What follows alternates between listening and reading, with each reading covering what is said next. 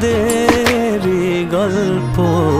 আজকের গল্পের শুরুতেই আমরা দেখতে পাই ফাহাদ এবং মীরাকে।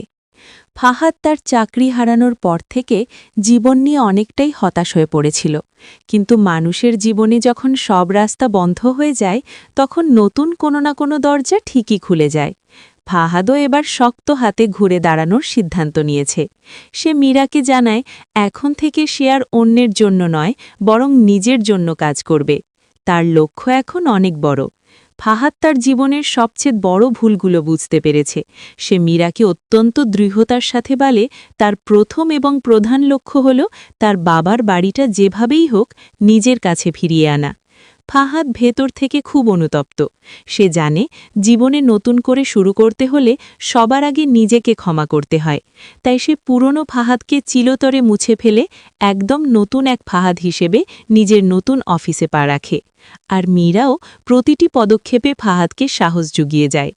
অন্যদিকে নল্পের আরেক পাশে আমরা দেখতে পাই সামির এবং মেহেরিনের চমৎকার দাম্পত্য জীবন। আজ মেহেরিনের নতুন অফিসে প্রথম দিন।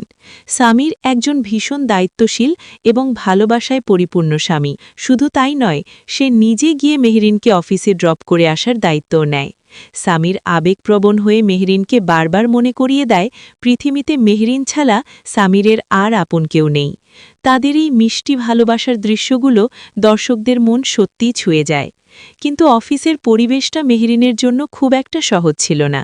মেহেরিনের বস কাজের ফাঁকে ফাঁকে মেহেরিনের সাথে একটু বেশি ব্যক্তিগত হওয়ার চেষ্টা করে। সে হঠাৎ করেই মেহেরিনের রূপের প্রশংসা করে বসে এবং তাকে কফি খেতে যাওয়ার প্রস্তাব দেয়। কিন্তু মেহেরিন অত্যন্ত বুদ্ধিমতী এবং আত্মসম্মানবোধ সম্পন্ন একটি মেয়ে। সে একদম কড়া ভাষায় বসকে বুঝিয়ে দেয় সে এখানে শুধু কাজ করতে এসেছে, অন্য কোনো সম্পর্ক তৈরি করতে নয়।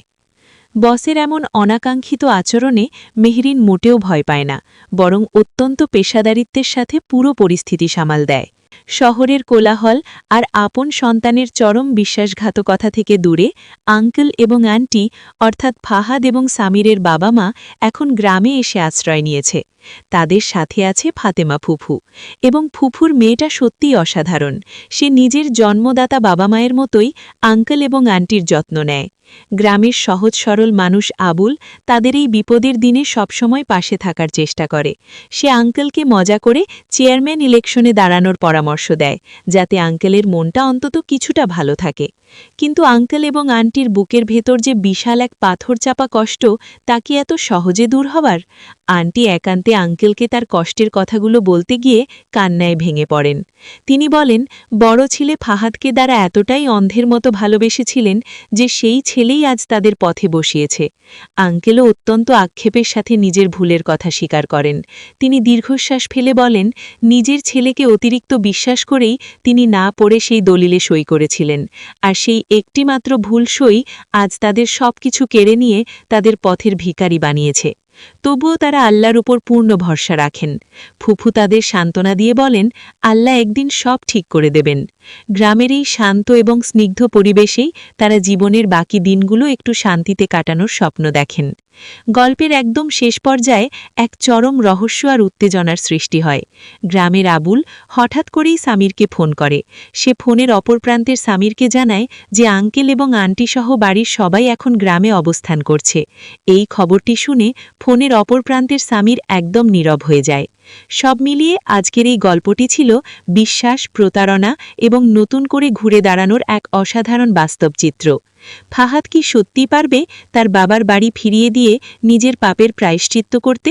মেহরিন কি পারবে তার বসের নোংরা মানসিকতার বিরুদ্ধে মাথা উঁচু করে টিকে থাকতে? আর ওই অসহায় বাবা মায়ের চোখের জল কি কোনোদিন মুছবে? এই সব চমকপ্রদ প্রশ্নের উত্তর জানতে হলে আপনাদের দেখতে হবে এই চমৎকার নাটকের পরবর্তী পর্বগুলো।